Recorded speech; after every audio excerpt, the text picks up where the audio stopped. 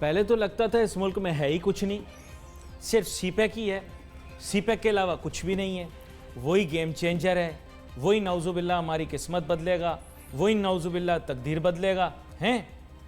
और उसके बाद फिर एकदम खामोश, कुछ पता नहीं लगा हुआ क्या।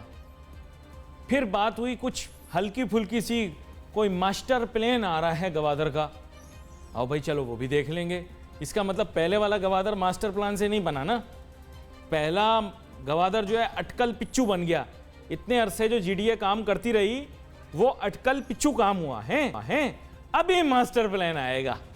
ठीक है, ठीक, सही, मान जाते हैं। मैं बुरा, मेरी राय से तो आप लोग वाकिफ ही हैं, लेकिन मेरी राय इस मुल्क के मुफाद में होगी तो मैं उसे दूंगा। I will never be A proponent of leaving things half cooked and half way.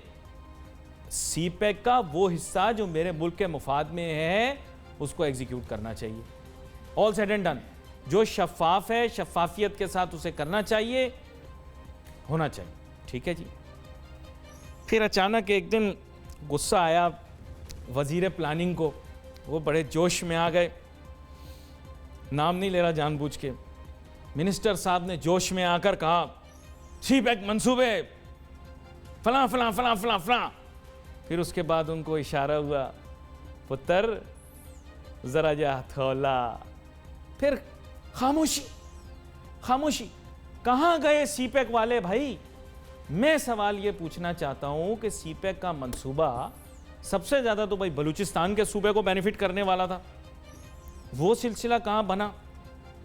अब तो मैंने सुना है छांगा मांगा के अंदर बच्चों की ट्रेन भी ठीक होती है तो कहते हैं ये सीपैक के फंड में जाएगा। क्यों? आज हम कुछ मजेदार गुफ्तगू करेंगे। 5 साल जो हमें मंजन बेचा गया है और रगड़ रगड़ के ये मंजन हमें बेचा गया है, उसके बारे में कि हकीकत क्या है, इस वक्त सिचुएशन कहाँ खड़ी हुई है। और इमरान खान साहब ने जो बात की है कि जो सुस्त रवि का शिकार हैं हमारे यहाँ मंसूबे सीपैक के, उनको तेज़ करना चाहिए। उसके पीछे क्या हकीकत है, क्या सच्चाई। मेरे साथ बहुत ही अहम मेहमान शामिल गुफ्तगू होंगे। जनाब सरदार शौकत पोपल साहब जो कि बलूचिस्तान इकोनॉमिक फोरम के सदर हैं, हमारे साथ स्टूडियो में मौजूद हैं। इसके साथ बहुत ही अहम शख्सियत जनाब यासिर मसूद साहब जो कि डायरेक्टर हैं सीपैक सेल के ministry of planning. I am assuming that he would be one of the most important people in this country who are overseeing the CPEC project. तो आपको वेलकम करता हूं यासिर मसूद साहब प्रोग्राम पे। तो इजाज़त दें तो आपसे मैं जानना चाहूँगा, आए बाएं शाएं मैं नहीं करूँगा, please give me the current status of all mega projects under CPEC.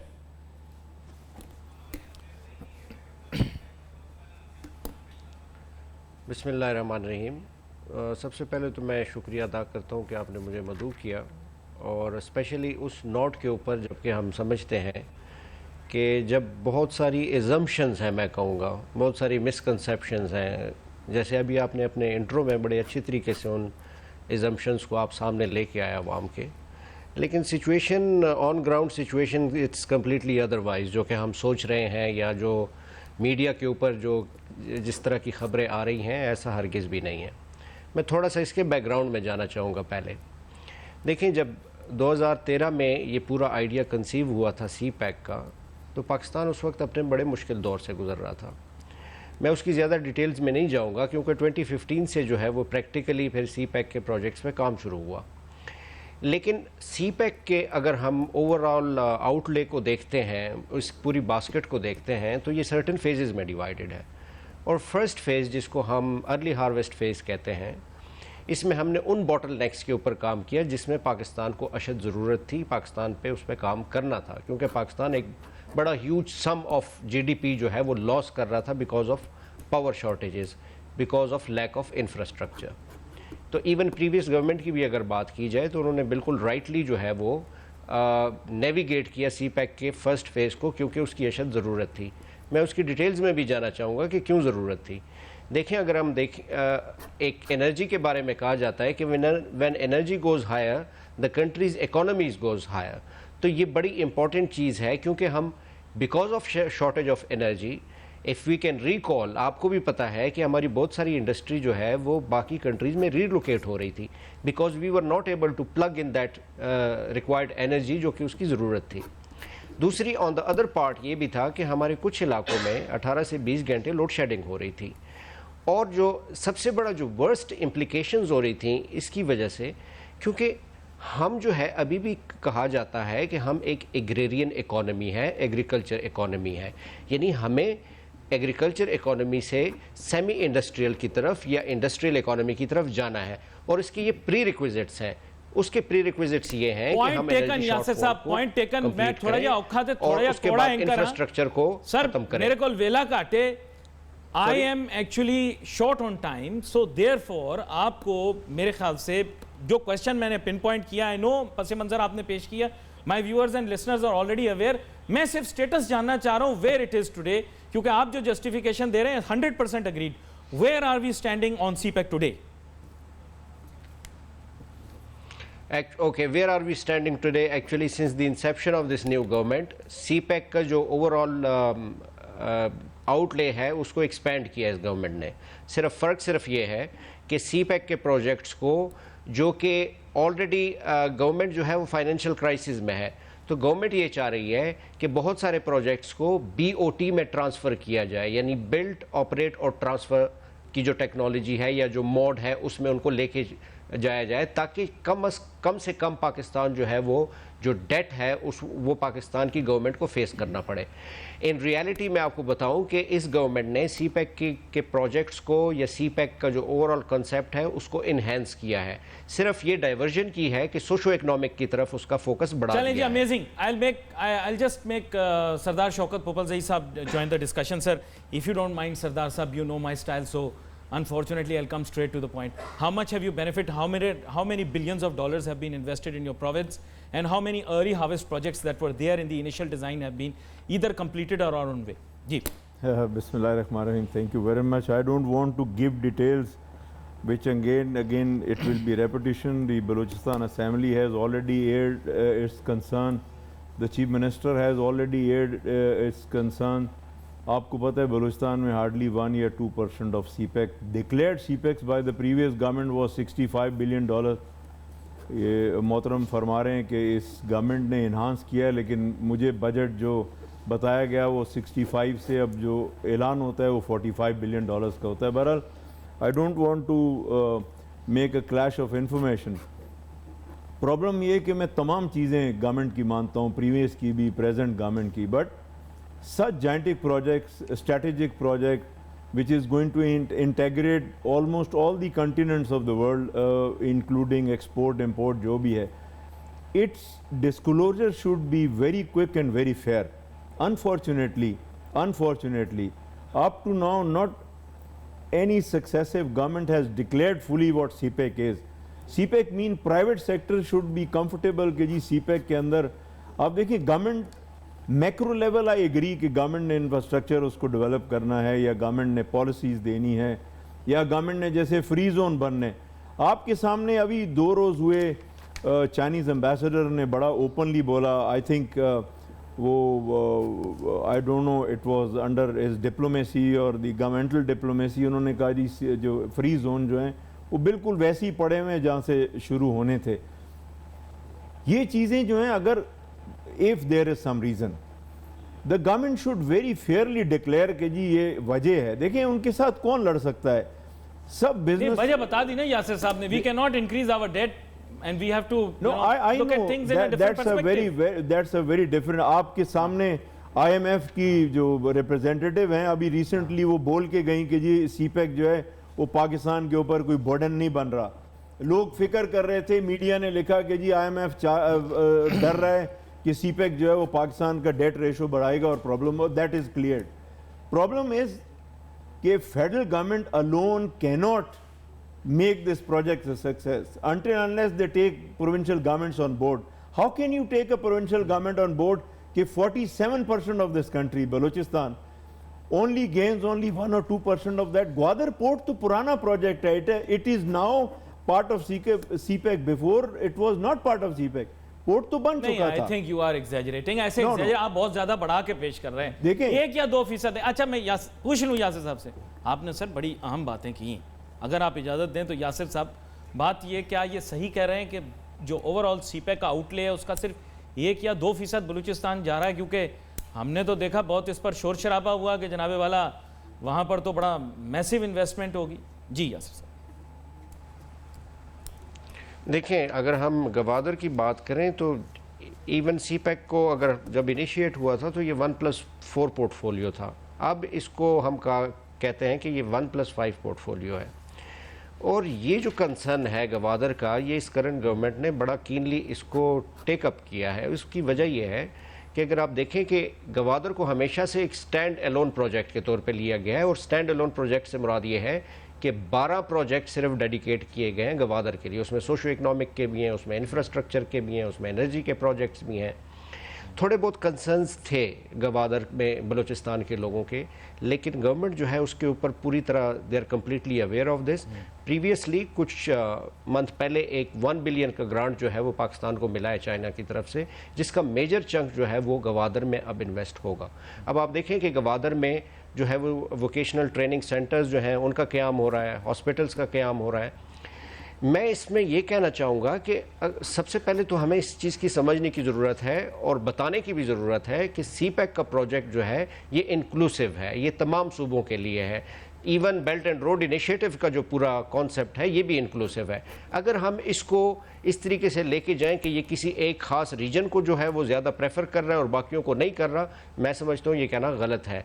हाँ, ये लेजिटिमेट कंसर्न्स अगर किसी सूबे से आते हैं, और मैं समझता हूँ कि ये आने भी चाहिए ताकि गवर्नमेंट जो है उनके ऊपर मज़ीद फोकस करे।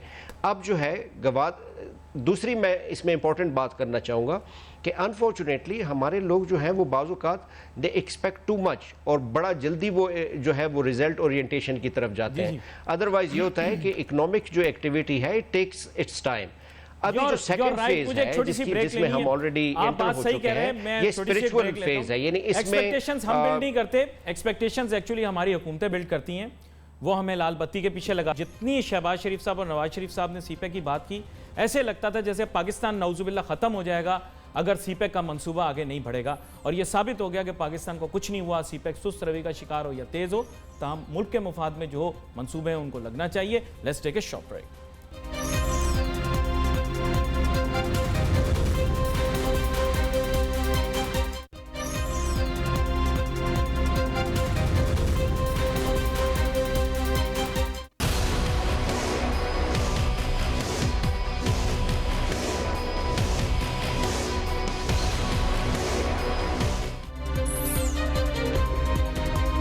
यासिर मसूद साहब भी कह रहे होंगे ये आज कहाँ फंस गया।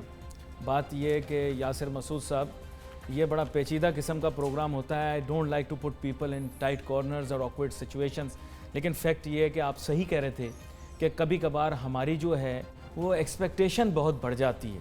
खैर, सरदार शौकत पोपलजई साहब, ये एक्सपेक्टेशन एक्चुअली अवाम ने तो नहीं बढ़ाई थी, हमारी एक्सपेक्टेशंस तो आपने ही बढ़ाई थी। आप भी शो पर आया करते थे, आप भी कहते थे जनाब पाकिस्तान के लिए ये एक गेम चेंजर है। तो बुरा ना मानिएगा, गुफ्तगू आप दोनों की बहुत अच्छी है। यकीन करें, मुझे ऐसा लग रहा है पाक स्टडीज़ की किताब पढ़ रहा हूँ जिसमें हर सब चंगा होता है, लेकिन मसला फिर वहीं आ जाता है। On ground reality fact check मुझे बता दें प्लीज़। आई नो ये मुल्क के लिए बहुत अच्छा है, आई नो कि हुकूमत बहुत अच्छा कर रही है, आई नो इमरान खान बहुत अच्छा बंदा है, मुझे पता है सारी दुनिया अच्छी है, अकेला मैं बुरा हूँ और एक मैविशियात बुरी है। लेकिन मैं ये जानना चाहता हूँ कि सीपैक मंसूबे के फैक्ट्स क्या हैं, इस वक्त कहाँ खड़ा हुआ है, इसमें क्या बुराई बताने में। स्ट्रेट फॉरवर्ड आप बता देंगे जी ये फिगर स्टेटिस्टिक है, इतने बिलियन डॉलर इन्वेस्ट हुए हैं, फिनिश्ड। जी सरदार साहब। भाई ये फिगर्स तो वो डायरेक्टर हैं प्रोजेक्ट के, वो बताएंगे, लेकिन उन्होंने एक दो चीज़ें कहीं वो बुरा नहीं मनाएंगे, मैं उसको हाईलाइट करूंगा कि इस वक्त जैसे उन्होंने ग्वादर में कहा वोकेशनल ट्रेनिंग सेंटर बनेंगे, बिस्मिल्लाह उसको बनाएं, कोई का बात नहीं है। लेकिन इस वक्त वहाँ सेंटर बनाने का, कुछ बनाने का कोई फ़ायदा नहीं होगा जब जहाँ 18 घंटे बिजली की लोड शेडिंग हो, जहाँ ज़ीरो रेट क्राइम हो और आज लोगों के घरों से पानी चोरी हो, लोग पानी को तरसें।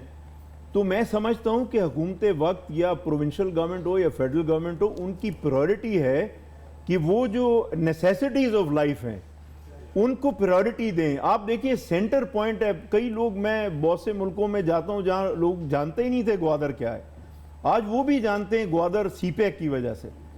तो जब it is a main centre, मैं नहीं बोलूँगा मेन एंडिंग और स्टार्टिंग ऑफ सीपैक, तो उसको खुदारा इतनी इंपॉर्टेंस तो दीजिए आप।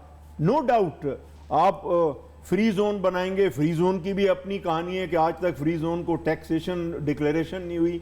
इन्वेस्टर जो हम इंटरेक्ट करते हैं वो कहते हैं जी हम कैसे आए, आपके तो टैक्स डिक्लेयर नहीं हुए, जब तक डिक्लेयर नहीं होंगे। देखिए ये कहानी बहुत लंबी है और पाकिस्तान मेरा भी है, आपका भी है और डायरेक्टर साहब का भी है। मुझे कतन अच्छा नहीं लगता कि मैं अपनी माँ के बारे में कुछ बोलूँ, यानी मुल्क के बारे में कुछ बोलूँ, लेकिन ये तकलीफ दे बात है। ये ग्राउंड रियलिटी है कि आप मैक्रो लेवल पे बात ना करें, माइक्रो लेवल पे बात करें। जब तक माइक्रो को आप एड्रेस नहीं करेंगे, मैक्रो को कैसे कंप्लीट कर सकेंगे? आपको मालूम है वेस्टर्न रूट का कितना इशू बना, गवर्नमेंट थी, हम लोगों ने जाके पॉलिटिकल पार्टीज को कन्विंस किया कि आप इसके ऊपर इशू ना बनाएं। सूरज के बड़े नजदीक आ गया हूं, आप भी आ गए, पैरों को आग लग रही है मेरे। मैं थोड़ा सा यासिर साहब की तरफ जाता हूं, आप थोड़े से कूल डाउन हो, बात में आपकी समझ पा रहा हूं, आपकी जज्बात, बट यासिर साहब is basically a bureaucrat, he can only state facts. तो बेसिकली यासिर मसूद साहब, अब बात यह है कि मैं थोड़ा सा फिर फैक्चुअल डिस्कशन पे आऊँगा, डोंट माइंड, लेकिन बात यह है कि हमें तो मंसूबों का, जैसे आपने बताया अर्ली हार्वेस्ट है, एनर्जी रिलेटेड ज़्यादा हमें लॉसेज हो रहे थे, वेयर डू वी स्टैंड, हम इस वक्त कहाँ पर खड़े हुए हैं, ये सवाल पूछ लेने के अंदर कोई बुराई तो नहीं है। आप अगर इसका स्ट्रेट फॉरवर्ड मुझे जवाब इस तरह से दे दें कि कितने मेगावाट्स ऐड कर दिए गए हैं पाकिस्तान की ग्रिड में और कितने बिलियन डॉलर इन्वेस्ट हो गए हैं पावर सेक्टर में चाइना के साथ, तो इसमें कोई खराबी तो नहीं है, क्या कहते हैं आप? अच्छा, मैं आपको इसके फैक्ट्स जो है ना वो स्ट्रेट कर दूं। बिल्कुल।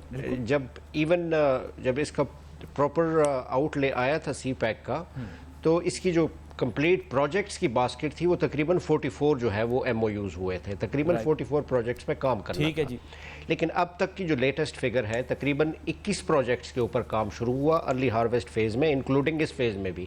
जी। उसमें से 11 से ज़्यादा प्रोजेक्ट्स जो हैं, चाहे वो एनर्जी के हैं चाहे वो इंफ्रास्ट्रक्चर के हैं, वो कंप्लीट हो चुके हैं। इस पे टोटल जो इन्वेस्टमेंट हो चुकी है वो तकरीबन $19 बिलियन हो चुकी है। आ गई ना। इसमें से जो डेट पार्ट है अभी तक, अभी तक जो डेट पार्ट है वो सिर्फ तकरीबन $6.2 बिलियन है विद 2% इंटरेस्ट रेट, क्योंकि बहुत सारे लोगों का कंसर्न भी है कि शायद बहुत ज़्यादा डेट जो है वो सी पैक की वजह से पाकिस्तान के पास आ रहा है या पाकिस्तान को रीपे करना है, और रीपेमेंट का स्केड्यूल जो है वो तकरीबन 2021 से शुरू होगा। अब इसकी अगर फाइनेंशियल मोडालिटीज़ की भी बात की जाए तो उसमें ग्रांट्स भी हैं, उसमें लोन भी है, उसमें जो है वो बाकी फाइनेंशियल मोडालिटीज़ में ये पूरा $19 बिलियन जो है वो अभी तक इन्वेस्टमेंट हो चुकी है। आता हूँ आपकी एनर्जी प्रोजेक्ट्स की तरफ।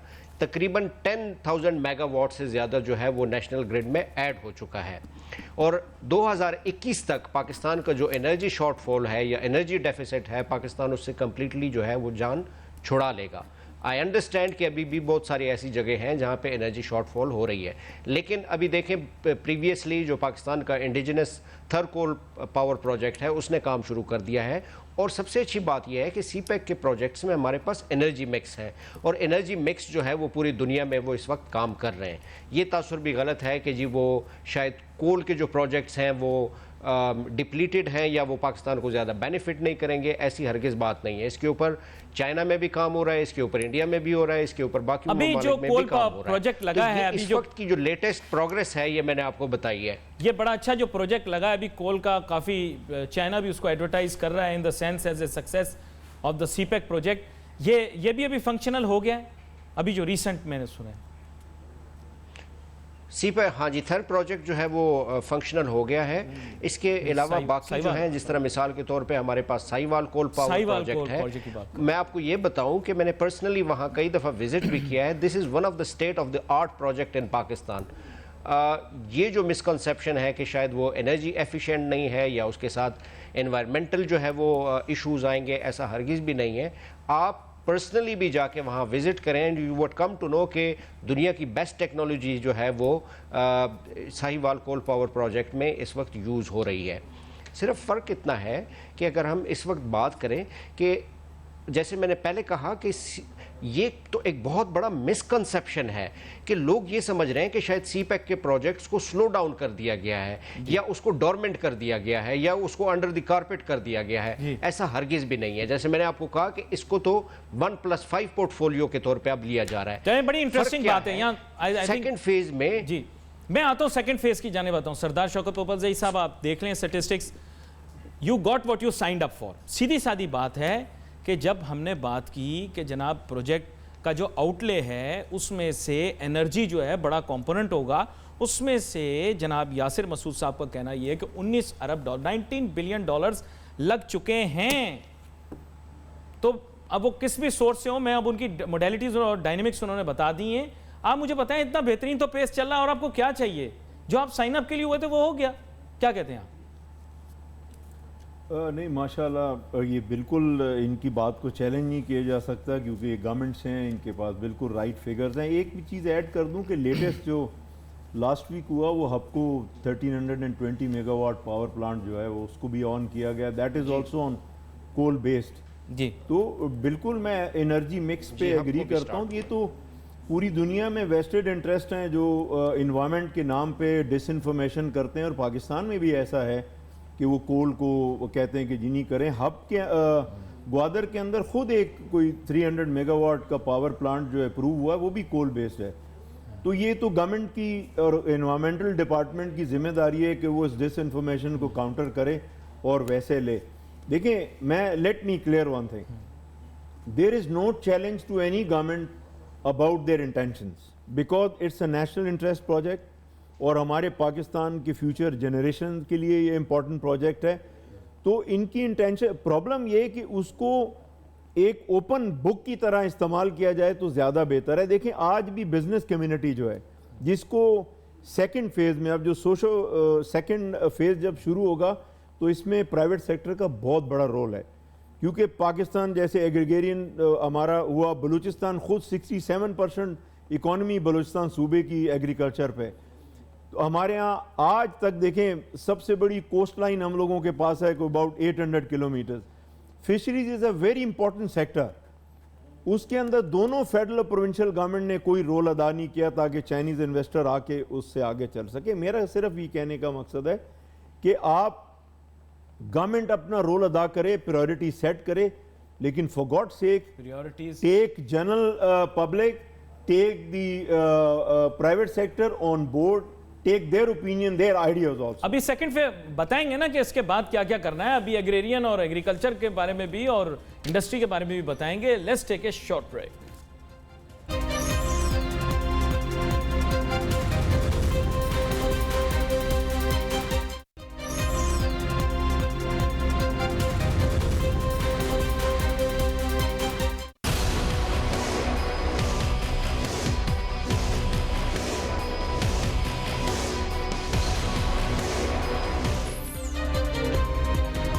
भाई बड़ा वज़नी प्रोग्राम हो रहा है, यानी इस हिसाब से कि आज बहस जो है ना काफ़ी अरसे के बाद मज़ा आया उसका। मंतकी बहस हुई है, फैक्ट्स पर बात हुई है। ज़ाहिरी बात है मुल्की मुफादात को सामने रखा जाएगा।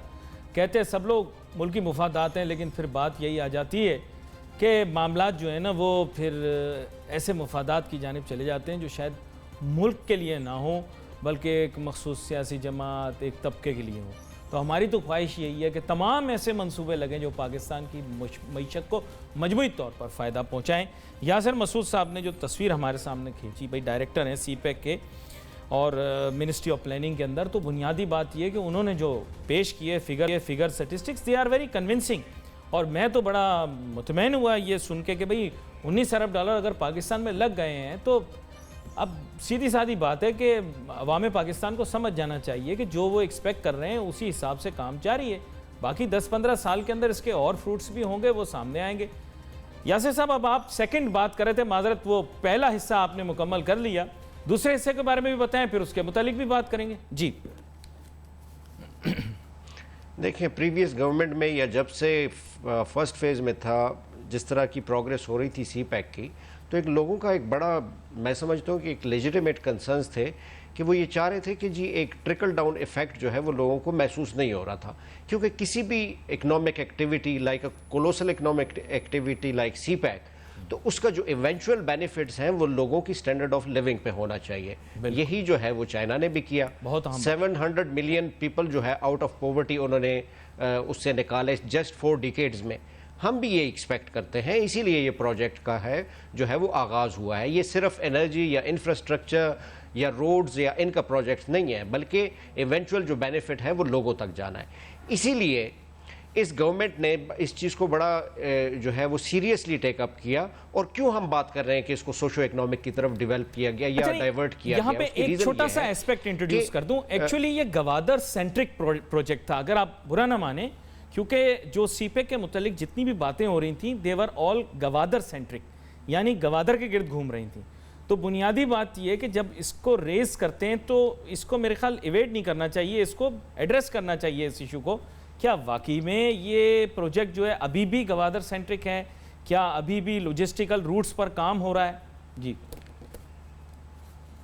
ऐसा हरगिज़ नहीं है। मैं समझता हूँ ये भी मिसकंसेप्शन है, क्योंकि अगर इवन हम लॉजिस्टिक्स की भी बात करें तो एक बहुत बड़ा कॉन्सेप्ट है रीजनल कनेक्टिविटी का, और वो आप कैसे फुलफ़िल कर सकते हैं विदाउट इंफ्रास्ट्रक्चर, वो आप कैसे फुलफ़िल कर सकते हैं without having no energy and ये इसके प्री रिक्विजिट्स हैं जो कि अलाइंड जो है इंफ्रास्ट्रक्चर हैं, ये आपको इकोनॉमिक एक्टिविटी के लिए चाहिए, जो कि पूरी दुनिया में ये एक्सरसाइज होते हैं, इम्प्लीमेंट होते हैं। उसके बाद जो है वो इकोनॉमी आपकी जो है वो प्रोग्रेस करती है, वो उसमें प्रॉस्पेक्ट्स आते हैं। तो ये तो इसको ये तासुर देना कि ये सिर्फ गवादर सेंट्रिक है या सिर्फ ये लॉजिस्टिक्स के लिए यूज़ हो रहा है, वो लॉजिस्टिक्स के लिए भी यूज़ हो रहा है। मैं आपको एक इम्पॉर्टेंट बात बताता चलूँ कि लॉजिस्टिक्स की वजह से जिस वक्त मिसाल के तौर पे हमारी इस वक्त जो रोड का जो इंफ्रास्ट्रक्चर है या रोड्स की जो हालत है, उससे तकरीबन हम 3 to 4 billion of economy per annum उसका लॉस कर रहे हैं।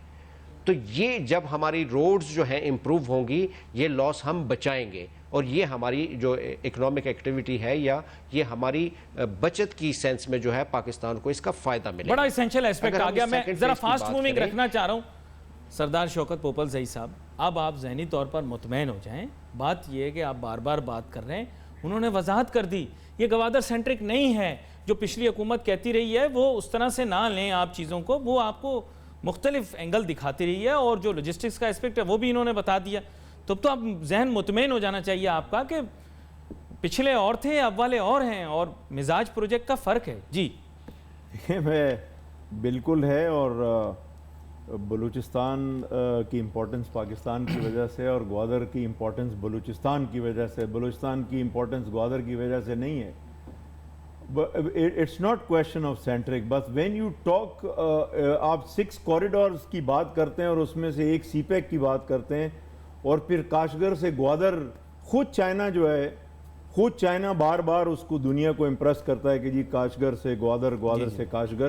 तो no doubt then either you declare it centric or not, but it has an importance, nobody can deny that. Strait of Hormuz सामने है जो पूरी उन्होंने जाहिल कर दिया ना, आपका जो मिसकंसेप्शन है वो पूरी कौम का मिसकंसेप्शन है। उन्होंने जाहिल कर दिया कि ये खालिसतन एक इस पे नहीं वही। ये कौन बोल रहा है कि एक है? मैं एक बात, मैं उसकी नहीं, माजी की हुकूमत कहती रही है ना।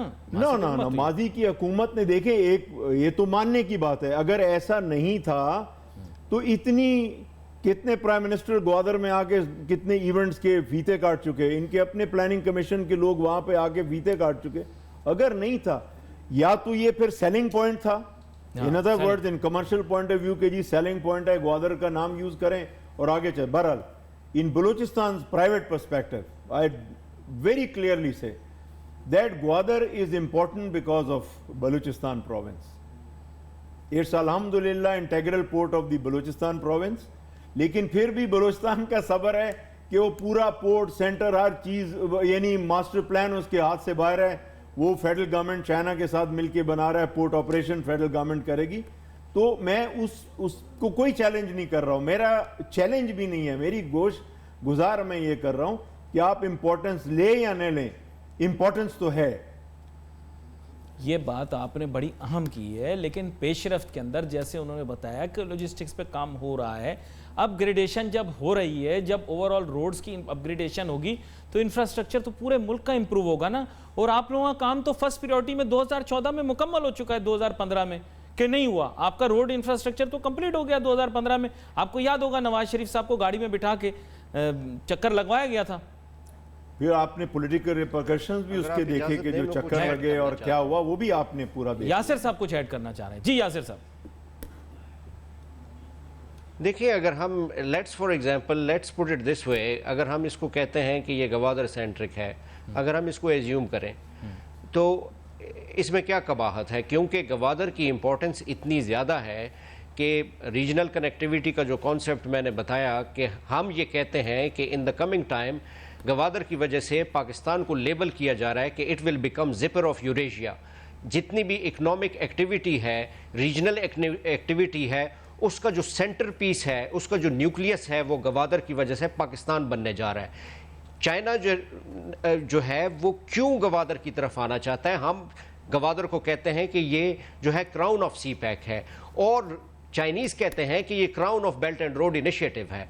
तो अगर इसकी इम्पोर्टेंस है और अगर हम इसको कहते हैं कि ये गवादर सेंट्रिक है, क्योंकि ये तो हार्ट है सी पैक का, इसीलिए हमारी जितनी भी एनर्जीज़ हैं, हमारी जितनी एफर्ट्स हैं, हम इसको एक सक्सेसफुल प्रोजेक्ट बनाना चाहते हैं। और दूसरी बात ये है कि हमने ये स्लोगन्स क्यों इसके साथ एफिलिएट किए हैं। मिसाल के तौर पे हम इसको कहते हैं कि ये गेम चेंजर है, मिसाल के तौर पे हम इसको कहते हैं कि ये जो है लिंच पिन है बेल्ट एंड रोड इनिशिएटिव का, ये हमारी तकदीर बदलने जा रहा है। और उसकी वजह यह है क्योंकि गवादर की जो कनेक्टिविटी है उससे पाकिस्तान को बहुत ज़्यादा बेनिफिट मिलेगा।